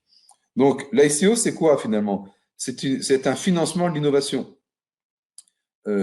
C'est né au départ de quelque chose de très simple. Je ne vais pas me lancer à faire une offre au public de titres, à faire une offre sur les marchés financiers avec un prospectus pour faire une levée de fonds en tant que start-up sur un projet qui n'a pas d'existence. Une ICO, c'est je finance une promesse, je finance une idée.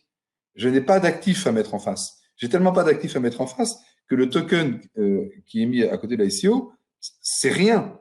C'est pas un titre, justement, c'est pas une action, c'est pas une obligation. Ça donne des droits sur des développements futurs. Ces droits sont plus ou moins clairs, mais ce n'est assis sur rien. Donc, je finance de l'innovation, mais je finance de l'innovation sans garantie. C'est pour ça qu'on a appelé ça souvent un peu la roulette russe ou le casino, parce que comme tout financement d'innovation, on ne sait pas ce qu'il y a à la sortie. Bon. C'est même pas comme si je finançais une start-up avec des actions en face.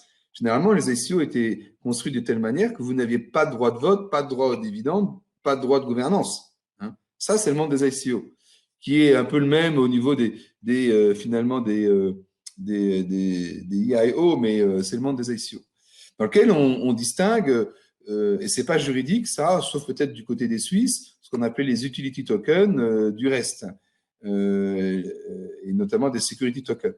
Donc, on s'est aperçu que le monde des ICO, comme c'était plein de fraudes, c'était pas terrible. Donc, est apparu le monde des STO, Securities Token Offering, par rapport à Initial Coin Offering. Donc, Securities Token Offering, dedans, il y a un mot qui est Securities, donc titre financier. Donc, on revient à la définition de tout à l'heure.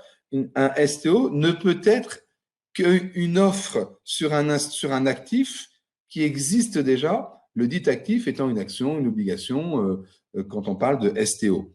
Donc, le STO, finalement, c'est une forme digitale de levée de fonds, mais sur un actif qui existe déjà, qui est une action, une obligation, même si la société n'a quasiment pas de valeur ou quasiment pas d'actifs. Au moins, vous êtes actionnaire digital, mais vous êtes actionnaire de la société.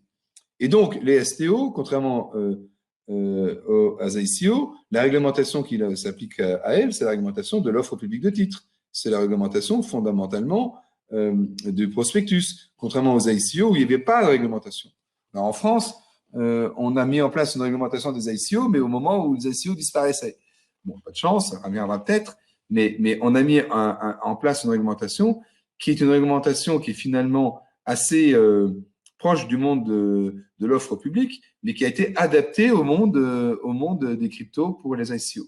Donc ça, distinguons bien dans la levée de fonds, les levées de fonds qui sont des promesses pour financer l'innovation, qui sont les ICO, les levées de fonds qui portent sur des instruments financiers, que sont les STO. Et après, tu peux passer au slide suivant, on a non pas la levée de fonds en tant que financement, mais on a la tokenisation d'actifs financiers. Alors, la tokenisation d'actifs réels, et je te laisserai la parole ici, Booker, c'est j'ai un actif, on pense souvent à l'immobilier, parce que c'est un vrai actif, lui, voilà, corporel, mais l'accès à cet actif mobilier peut être compliqué, surtout si je n'ai pas l'intégralité, je ne peux pas me payer l'intégralité d'un appartement, alors que je veux placer mon argent, etc. Donc, encore une fois, l'idée de la tokenisation d'actifs, c'est que je prends des actifs bien réels, qu'ils soient meubles ou immeubles, corporels, voire incorporels, mais en tous les cas des actifs, mais qui ont une particularité, c'est que leur accès est compliqué. Et donc, grâce à la tokenisation, je vais rendre liquide ce qui n'est pas. Et moi, j'ai un peu tendance, et maintenant je m'arrête pour vraiment te laisser la parole, pour dire que la tokenisation des actifs, c'est la titrisation du 21e siècle. C'est pas autre chose. On est en train de réinventer la titrisation, mais digitalisée. C'est ça, c'est la titre des actifs. Avant, on titrisait. Alors, initialement, la titrisation, c'était plutôt des créances. Avec le temps, on a commencé à titriser des actifs réels, des actifs corporels et incorporels. Et là, tu dis, c'est la suite technologique en fait de la titrisation. En fait, on va pouvoir vendre et rendre ce que je disais tout à l'heure indivisible des parts de. Mais maintenant, est-ce qu'on va trouver acheteur? Est-ce que quelqu'un va être intéressé d'acheter un petit bout un bout d'un bout finalement de, de, de, de biens immobiliers. Donc ça c'est un autre sujet, la réalité du marché en face. Mais effectivement, on peut citer quelques exemples là que j'ai mis à l'écran sur la tokenisation des actifs réels. On a Realty pour ce qui est de l'immobilier, qui permet d'acheter un token qui représente une fraction d'un bien immobilier. La société vend des immeubles situés aux États-Unis aux investisseurs du monde entier et les propriétaires de tokens perçoivent le montant des loyers des biens qui sont vendus donc tous les jours via un stablecoin. Donc tu vois là on a vraiment quelque chose d'assez intéressant. Donc, Mhm. Mhm. c'est effectivement la titrisation, un titre qui donne du revenu. Là c'est un token qui donne du revenu, sauf que c'est plus un revenu généré par un prêt ou un emprunt, mais qui est généré par la location qu'il représente en face. On a Norilsk Nickel, qui est une multinationale russe aussi qui exploite des mines et des fonderies, qui a lancé une plateforme Atomize ou Atomize basée sur la technologie blockchain Hyperledger afin d'émettre des tokens adossés à des métaux précieux, en l'occurrence du palladium, du cobalt, bon, du cuivre, hein, qui n'est pas un métal précieux, et donc pour faciliter la vente de ces minerais. On a aussi une expérience sur l'or, Novem Gold, qui est une société spécialisée dans la vente d'or, qui est située au Liechtenstein et qui propose le triple N token, je crois que c'est comme ça qu'on l'appelle, le NNN token, qui est un token directement lié à de l'or physique avec un investissement minimum de 100 euros. Donc cette société, elle propose donc des utility tokens en plus de ces boutiques physiques, hein, de ces shops où elle vend de l'or physique. Donc effectivement, on assiste à quelque chose d'assez intéressant. Maintenant, en termes de volume, pour l'instant, ça reste modeste. Mais globalement, sur le mouvement global de ces actifs, Hubert, je pense qu'on l'a résumé, hein, c'est ce que tu disais tout à l'heure. Donc, la blockchain permet de rendre liquide n'importe quel actif et de le vendre sans intermédiaire grâce à une simple connexion Internet. Ça, c'est la promesse de la tokenisation des actifs réels et d'incorporer des droits attachés à ces actifs dans un jeton qui permet finalement d'imaginer une infinité de tokenisation. Donc un certain nombre d'avantages, l'efficacité, la réduction des coûts, la sécurité, la traçabilité, ça c'est un élément extrêmement important. Pas de droit d'entrée, il y a une petite erreur là minimale, et diviser à l'infini ce qui était jusqu'à aujourd'hui indivisible. Est-ce qu'on peut résumer comme ça, Hubert? Oui, c'est une bonne manière de voir les choses. Et euh, puisque je reviens à ce que je disais tout à l'heure, c'est que la tokenisation d'actifs, ce n'est pas autre chose que de la titrisation digitale. En fait, on remplace le contrat, au sens physique du mot, contrat de titrisation, dans lequel est détaillé ce qui est transféré, les droits de chacun, etc.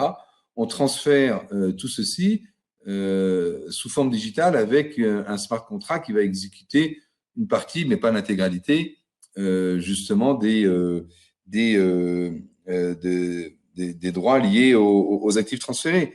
Donc, une des grandes promesses des cryptoactifs, peut-être plus d'ailleurs que les STO dans un premier temps, c'est la titrisation des actifs. Pardon, justement, je reviens à ce monde-là. C'est la tokenisation des actifs, c'est-à-dire la titrisation digitale, parce que il y a une vraie demande dans l'immobilier, mais aussi bien sûr dans l'or ou autre, etc. Voilà. Après, la question réglementaire, c'est que quand je titrise un actif, il faut se poser la question, et le fait de titriser sous forme digitale un actif, de tokeniser un actif, est-ce que je tombe pas soit dans l'activité de placement de titres, soit dans l'activité de gestionnaire d'actifs, soit dans l'activité d'intermédiaire immobilier? Il n'y a pas de raison que les catégories réglementaires sautent du seul fait que je digitalise mon token, hein, que je digitalise mon contrat. C'est-à-dire que la tokenisation d'actifs fait que mon actif reste un actif et que l'activité de tokenisation va peut-être ou pas tomber dans des contextes et des cadres déjà existants. Donc, c'est la question qu'il faut se poser. à chaque fois. Voilà, après, il y a une question de Fabien que je vais te dire là, mais je pensais à autre chose, cette notion de droit grâce au smart contract, est-ce que je peux incorporer des droits dans mon smart contract qui n'existent pas, est-ce que je peux par exemple, octroyer ou, retirer un droit à un acheteur sur mon bien immobilier que je lui vends, à travers un token? Tu vois le Je tu vois vois, ce j'ai que pas, La heu, technologie permet ça, maintenant, non, non, il mais faut pour quid moi, du non, mais j'ai pas la réponse comme ça, mais mon intuition, immédiate, c'est que si on retire des droits légaux, notamment on pense à des sujets qu'on a déjà discutés tous les deux, usufruit, une propriété, etc. Donc, si on retire un des attributs de la propriété, ça va affecter le droit juridique et donc le contrat. Si vous dites, voilà, je te vends un token qui représente une part d'immeuble de cet appart, mais en fait, c'est moi qui garde le fructus, garder le fructus, enfin, le produit de location, pour dire les choses autrement, bon, donc je ne suis pas pleinement propriétaire. Donc, si ouais, je retire des droits, la question c'est est-ce que je retire des droits qui sont juridiquement liés à l'actif? c'est ça. Et si la technologie permettrait de le faire, et quid de la validité juridique C'est sûrement valide, mais ça va ouais, affecter le droit sous-jacent. effectivement, effectivement. Alors là, Fabien, en fait, posait la question, mais, de la tokenisation d'actifs immobiliers, si je veux investir sans avoir assez, pardon, pour acheter un bien immobilier, je vais vers un OPC spécialisé dans l'immobilier. Quel est l'intérêt donc du coup pour l'immobilier? Il y a deux questions dans cette question. C'est que dans les fonds immobiliers, comme dans les fonds tout court, je peux tokeniser l'actif et je peux tokeniser le passif. Et souvent, on voit, enfin, il n'y a pas encore beaucoup d'exemples, mais les projets qu'on voit, c'est, bon, bah, plutôt que d'avoir à l'actif de mon fonds un immeuble, je vais avoir à l'actif de mon fonds un token qui représente un immeuble. D'accord? Et donc, je parle bien de l'actif du fonds. Et puis, après, on se dit, mais au passif du fonds, donc les parts qui sont émises, eh bien, plutôt qu'elles soient des parts traditionnelles, des actions, des parts de fonds, etc., je vais digitaliser mes parts de fonds, donc je vais tokeniser mes parts de fonds. D'accord? Bon, D'accord, un tas de contextes réglementaires, on ne peut pas en parler aujourd'hui, mais voilà les deux options qui se présentent. Et celle que doit sans doute viser Fabien, c'est plutôt la tokenisation de l'actif du fonds, c'est-à-dire je remplace mon immeuble par, un token sur un immeuble. Effectivement, ça a d'accord, relativement peu d'intérêt du côté fonds. L'intérêt, c'est la tokenisation du passif, moins que de l'actif. d'accord, d'accord. OK. J'espère qu'on a répondu à votre question, Fabien. Alors je vois le temps passe vite, hein. Je t'avais dit Hubert, dans les webinaires, on prévoit un certain temps, mais ça va tellement vite. On a déjà presque 1 heure et demie d'échange. On va essayer de conclure. Alors le mot de la fin, la finance décentralisée reste, selon moi, bien sûr, et je pense que personne ne va me contredire là-dessus, encore un secteur relativement jeune, donc dont la maturité est en cours. Ça, c'est clair. Il faut quand même faire attention à certains risques, hein, qu'on peut lire ici et là, ou certains comportements, je dirais, qu'on peut observer. Donc, ce risque de cupidité qui pourrait finalement détourner la DeFi de son essence même, de ce pourquoi elle a été initiée. Et donc pour éviter d'y introduire les dérives de la finance traditionnelle, faire attention à ces grandes promesses et ces grands taux. Oui, vous pouvez avoir du rendement à 5, 6, 7, 8%. Donc si on n'est pas expert, il faut peut-être un peu se méfier. Puis aussi pour l'instant encore, parce que le nombre d'acteurs est relativement limité, un risque de concentration. On l'a vu récemment d'ailleurs avec MakerDAO, lorsque l'Ether a chuté d'une façon extrêmement rapide, bah, les oracles n'ont pas suivi a priori le cours de l'Ether. Donc il y a eu des contrats qui ont été liquidés ou qui auraient dû être liquidés, qui n'ont pas été liquidés. Donc ça aussi, ça a créé un problème, même si les makers DAO ont réagi relativement vite, mais ils ont quand même un trou de, si je me souviens bien, de 4 millions de dollars, un truc comme ça, à peu près. Donc, bon, il y a aussi là un défi technologique qui reste encore à relever. Un marché finalement qui se construit, qui s'encadre progressivement, tout doucement. mais qui en tout cas, laisse présager un certain nombre de perspectives, intéressantes, en tout cas pour les acteurs de la finance participative. Je crois qu'on sera amené à en reparler. On a déjà des sujets ensemble là-dessus, Hubert, mais la tokenisation des actifs, c'est un sujet qui peut apporter beaucoup de choses, au monde de la finance participative, au monde de la finance, islamique, aux émissions de titres qui représentent des actifs, réels pour lever des fonds, que ce soit par les États ou que ce soit par les acteurs privés. Donc là, il y a un véritable sujet intéressant à creuser. La blockchain aussi, d'une manière générale, peut apporter beaucoup de choses pour tout le secteur bancaire qui fait de la banque pas de façon traditionnelle, qui au lieu de prêter de l'argent, ben, achète les actifs puis le revend avec facilité de paiement ou bien les met en location. C'est ce qu'on appelle les banques participatives, notamment au Maghreb ou dans les pays du Golfe et également en Turquie. Bon, si on devait, synthétiser, là je te laisse le côté juridique et réglementaire, hein, sur les 3 gros, points de friction de la finance décentralisée dans la réglementation financière, le monopole bancaire, l'offre publique de titres et le droit de propriété. Hubert, si tu peux synthétiser un petit peu sur ces 3 grosses briques. Finalement, dans le monde de la finance, il y a vraiment le côté bancaire avec les licences bancaires qu'on appelle le monopole bancaire. Et de l'autre côté, il y a les marchés financiers avec tout ce qui est levée de fonds, prospectus, offre publique de titres. Donc ça, c'est les deux grands cadres de réglementation qu'on trouve systématiquement comme comment dire point d'attention dans tous les projets qui sont liés à des cryptoactifs ou des crypto-monnaies. Systématiquement, c'est l'un ou l'autre, voire les deux, mais souvent l'un ou l'autre qui attire l'attention. Et puis là, c'est pas tellement bancaire, mais c'est plus le juriste, même le code civil, j'allais dire, qui est de dire bon, mais à la fin, tous ces tokens, tous ces trucs-là, est-ce que je suis vraiment propriétaire quelle est la nature de mon droit que j'ai sur le token? Est-ce que c'est une créance? Est-ce que c'est un bien corporel? Est-ce que c'est un bien incorporel? Et c'est pas pareil. La protection n'est pas du tout la même selon la qualification juridique qu'on va apporter. Comment je peux être propriétaire d'un actif totalement incorporel comme un Bitcoin? Alors, de me dire c'est théorique comme question, pas du tout. Pas du tout. Vous avez peut-être vu qu'il y a eu pas mal de hacks dans des plateformes d'échange de cryptoactifs, puisque les clients laissaient leurs cryptoactifs sur la plateforme se faisait hacker. Et la question qui se posait, c'est de savoir si les clients voulaient se retourner contre la plateforme. À quel titre se retournaient-ils? Étaient-ils propriétaires de leur Bitcoin qu'ils avaient déposé, entre guillemets, chez la plateforme? Ou n'était-il que créancier vis-à-vis de la plateforme? Si je suis propriétaire ou créancier, ça n'a strictement rien à voir. Strictement rien à voir comme régime de protection. Du coup, la Haute Cour de Londres s'est prononcée sur le sujet. En Chine, vous aviez aussi un arrêt. À Moscou aussi. Donc, en France, on a une décision récente sur des prêts de Bitcoin pour savoir quelle était la nature juridique de prêts de Bitcoin.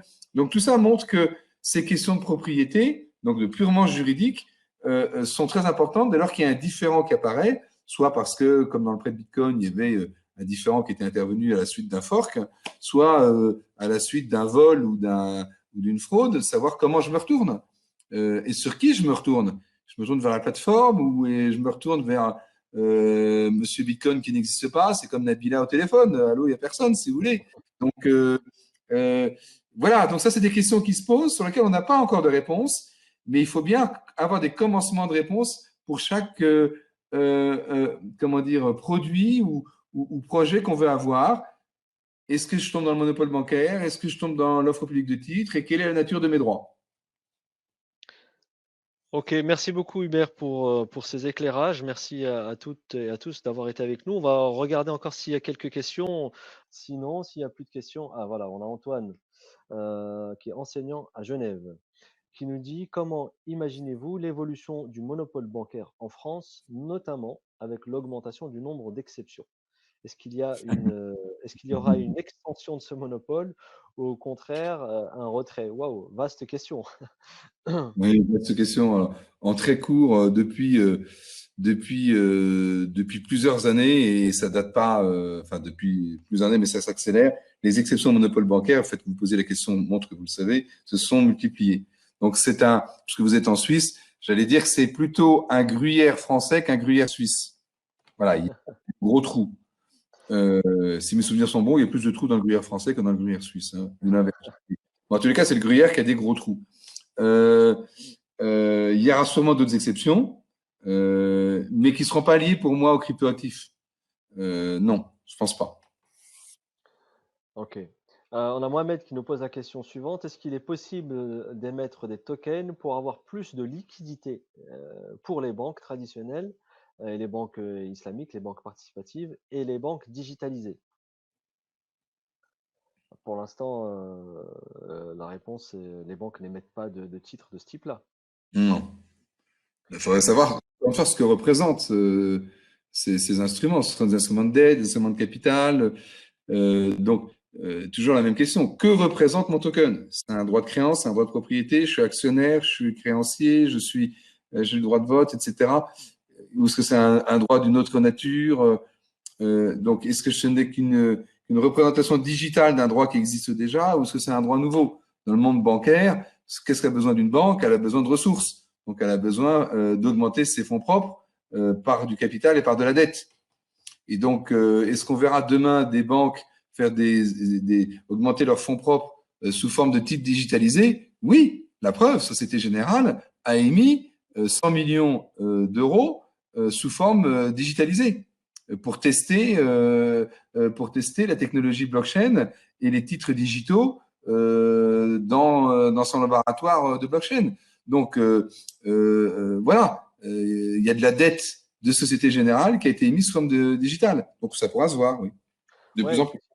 je pense aussi aux banques participatives, aux banques islamiques qui peuvent détenir à leur actif des actifs réels, des immeubles ou des portefeuilles de financement, tu sais, d'actifs qu'ils mettent en crédit bail. On pourrait imaginer aussi dans le cadre de leurs besoins de refinancement, que cette partie de leur bilan fasse l'objet d'une émission, et comme elle le fait aujourd'hui, comme Oui, c'est possible aujourd'hui d'émettre des titres qui représentent, enfin des certificats qui représentent ces titres-là, potentiellement demain, ça pourrait éventuellement se voir. Pour l'instant, et ça ne s'est c'est pas vrai. encore fait, en tout cas pas à ma connaissance. On a une question de Launay qui s'adresse à toi, Hubert. L'intérêt de la blockchain pour la réconciliation des comptes. Des Y comptes a-t-il bancaires, un intérêt? des comptes de quoi? Quel type de compte? C'est pas précisé, Launay. Et alors, il dit plus loin, et pour les échanges entre banques et entre PSAN et banques. Ah, entre PSAN et banque, d'accord. PSAN, c'est prestataire d'actifs numériques.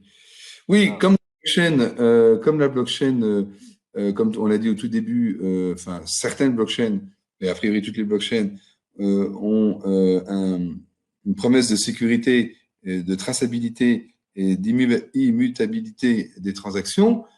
Certainement que c'est un instrument qui sera de plus en plus utilisé en ce sens. Après, je vois pas bien la question de manière précise.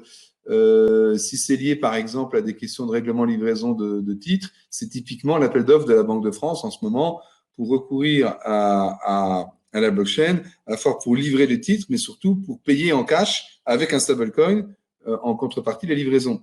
Et tout ceci passera par une blockchain. Donc oui, et la plupart des projets des banques centrales sont des projets qui tournent autour de l'utilisation de la blockchain comme un mode de, de transfert, comment dire, comme un mode de paiement entre institutions. Dernier point, pardon, j'étais un peu confus là-dessus. La première application de blockchain entre une banque centrale, c'est la Banque de France, on l'oublie, qui a déjà 18 mois à lancer, et maintenant il fonctionne, entre banques, le service d'émission de IBAN, vous savez, les codes IBAN. Ben avant, chez la Banque de France, il y avait des gugus qui, tous les jours, tapaient les codes IBAN et qui recevaient les demandes des banques et qui les renvoyaient aux banques. Ben, tout ceci a été non seulement informatisé, mais a été informatisé via la blockchain. Donc, et ça a été un projet entre la Banque de France et les banques de la place. Et ça fonctionne. intéressant, intéressant. Alors, Launay précisait, hein, il a précisé sa question, il parlait des comptes bancaires, hein. Quand il parlait de la réconciliation des comptes, il parlait de la réconciliation. Oui, peut-être. Je vois pas de projet comme ça pour l'instant, mais je vois, ça fait sens en tous les cas. Et j'ai pas, oui. La CDC aussi a des projets, a pas mal de projets blockchain. Alors, je ne sais pas où ils en sont concrètement sur leurs projets. Alors, la Pas CDC, spécialement. oui, c'est souvent aussi lié. Enfin, il y a souvent des relations avec la Banque de France ou autre, mais mais c'est plutôt c'est le laboratoire de la CDC, effectivement. Mais des projets blockchain, il y en a dans toutes les banques. Hein, et celle qui est assez en avance, mine de rien, c'est la Banque de France, qui a parfois, à tort, la preuve, une vision un peu de vieille dame. Là, parmi les banques centrales, elle fait figure, au contraire, parmi les plus innovantes. Ok. Alors, on va s'arrêter là pour ce soir parce qu'on a pris beaucoup de temps, on a dépassé très largement le temps qu'on avait prévu. Et encore quelques questions. Bon, on les traitera peut-être plus tard ou s'il n'y en a pas trop, on essaiera d'y répondre éventuellement par mail s'ils sont pas trop compliqués. Je vais m'arrêter sur ce message de Maxime qui nous remercie pour cette présentation très claire et très utile. Donc, on espère qu'elle a été pour tous et toutes. Karim qui pose une question sur les services financiers dits éthiques ou les banques islamiques à travers les tokens. Oui, il y a vraiment beaucoup de choses à dire en fait là-dessus. Aujourd'hui, on a juste voulu vraiment faire d'abord une introduction sur ce qu'était la finance décentralisée. On reviendra dessus, bien sûr, prochainement. Ce n'est que le premier webinaire de BitChain qui a vocation, j'espère, prochainement à faire beaucoup d'autres événements de ce genre-là, que ce soit d'ailleurs en présentiel ou en ligne. Hubert, j'ai plus qu'à te remercier encore une fois pour ton temps et ta disponibilité et pour la clarté de tes propos. Merci à toutes et à tous qui avaient été avec nous ce soir. On espère vous compter parmi nous une prochaine fois. Théoriquement aussi, le webinaire sera remis, on va le mettre en replay. Donc restez connectés avec nous, ceux qui veulent le revoir, le partager avec leurs amis et recevront un lien pour pouvoir le partager.